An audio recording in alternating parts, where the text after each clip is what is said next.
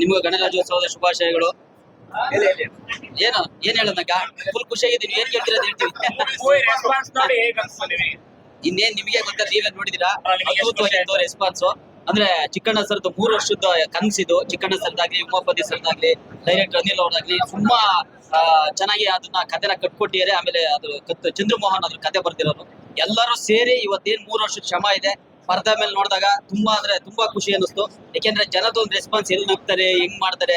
ಆಮೇಲೆ Chikkanna sir surprise ಅಂದ್ರೆ ಒಳ್ಳೆ ಡ್ಯಾನ್ಸ್ ಮಾಡಿದ್ರು, ಒಂದ್ ಸಾಂಗ್ ಆಡಿದ್ರು. ಆಮೇಲೆ ಎಮೋಷನಲಿ ಇಷ್ಟ ಚೆನ್ನಾಗಿ ಮಾಡ್ತಾರೆ ಅಂತ ಗೊತ್ತಿರಲಿಲ್ಲ, ಅದೆಲ್ಲ ಗೊತ್ತಾಗಿದೆ. ಉಪಾಧ್ಯಕ್ಷ ಎಲ್ಲ ಪ್ಲೇಸ್ ಗಳಿದೆ. ನೀವೇನ್ ಅಧ್ಯಕ್ಷ ನೋಡ್ಕೊಂಡ್ ಬರ್ತಾರೆ ಜನ, ಖಂಡಿತವಾಗ್ಲೂ 100% ಅಧ್ಯಕ್ಷ ಇನ್ನ ಒಂದು 10% ಜಾಸ್ತಿನೇ ಎಂಟರ್ಟೈನ್ಮೆಂಟ್ ನಮ್ಮ ಉಪಾಧ್ಯಕ್ಷದಲ್ಲಿದೆ. ದಯವಿಟ್ಟು ಬನ್ನಿ, ನಿಮ್ಮ ಪ್ರೀತಿ ಪ್ರೋತ್ಸಾಹ ಇರಲಿ. ಖಂಡಿತವಾಗ್ಲೂ ಖುಷಿ ಪಡ್ತೀರಾ, ಫ್ಯಾಮಿಲಿ ಸಮೇತ ಬನ್ನಿ ಅಂತ ಹೇಳಿ. ಅಧ್ಯಕ್ಷ ರಾಜಾವಲಿ, ಕಿರಾತಕ ಅವನ್ನೆಲ್ಲ ನೋಡ್ಕೊಂಡ್ ಬಂದವ್ ನಾವು ಚಿಕ್ಕಣ್ಣ ಸರ್ದು ಅವಾಗಿಂದನು. ಇವಾಗ ಅವರು ಉಪಾಧ್ಯಕ್ಷರಾಗಿರೋ ಸಿನಿಮಾದಲ್ಲಿ ನಾವು ಸದಸ್ಯರಾಗಿ ಎಂಟ್ರಿ ಆಗಿರೋದು ತುಂಬಾ ಖುಷಿ ಕೊಡುತ್ತೆ. ಹಾಗೆ ಚಿಕ್ಕಣ್ಣ ಸರ್ ನಾವು 3-4 ಸಿನಿಮಾ ಮಾಡಿರೋದ್ರಿಂದ ಒಂದು ಬಾಂಡಿಂಗ್ ಇದೆ. ನಾನು ಅದಕ್ಕೆ ಅವ್ರನ್ನ ಅಣ್ಣ ಅಂತ ಕರಿತೀನಿ. ತುಂಬಾ ಚೆನ್ನಾಗಿ ನನಗೆ ಗೈಡ್ ಮಾಡಿದ್ದಾರೆ, ತಮ್ಮ ಅಣ್ಣನಾಗಿ ನಮಗೆ ತಮ್ಮಂಗೆ. ಹಂಗಾಗಿ ಅಲ್ಲಿಂದ ಇಲ್ಲಿ ತನಕ ನಮ್ಮ ಬಾಂಧವ್ಯ ಚೆನ್ನಾಗಿರೋದ್ರಿಂದ ಸ್ಕ್ರೀನ್ ಅಲ್ಲೂ ಕೂಡ ಅದು ಅಷ್ಟೇ ಚೆನ್ನಾಗಿ ತರಲೆ ತರ ಏನ್ ನಮ್ಮ ಚೀತು ಸಂಘ ಇದೆ, ಆ ಸಂಘದ ಏನು ಒಂದು ತಲೆಹರಟೆಗಳಿದೆ ಅದು ಸಿನಿಮಾದಲ್ಲಿ ಸಖತ್ ವರ್ಕೌಟ್ ಆಗಿದೆ. ಖುಷಿ ಆಗುತ್ತೆ. ಇದಕ್ಕೆ ಮೇನ್ ಕಾರಣ ಒಂದು ಉಮಾಪತಿ ಸರು ಮತ್ತೆ ಚಿಕ್ಕಣ್ಣ ಸರು.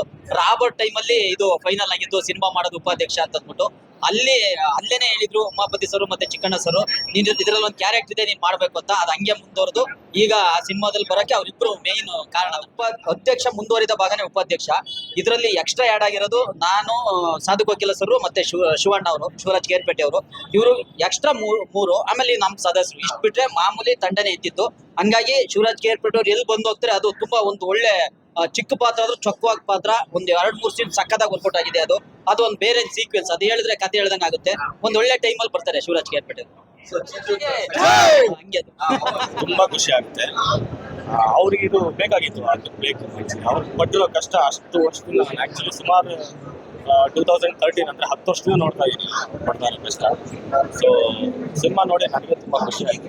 ಪರ್ಫಾರ್ಮೆನ್ಸ್ ಆಗಲಿ ಎಲ್ಲೂ ನನಗೆ ಆಕ್ಚುಲಿ ಲೈಕ್ ಬೇಜಾರಂತ ಲೈಕ್ ಸೆಕೆಂಡ್ ಹಾಫ್ ಅಂತೂ ಇಷ್ಟು ಬೇಗ ಮುಗಿದೋಯ್ತಾ ಅಂತ ಅನಿಸ್ತು ನನಗೆ. ಜನ actually like from the beginning ತುಂಬಾ ಅಂದ್ರೆ ತುಂಬಾನೇ ಎಂಜಾಯ್ ಮಾಡ್ತಾ ಇದ್ದು ನಾನು ನೋಡಿದೆ.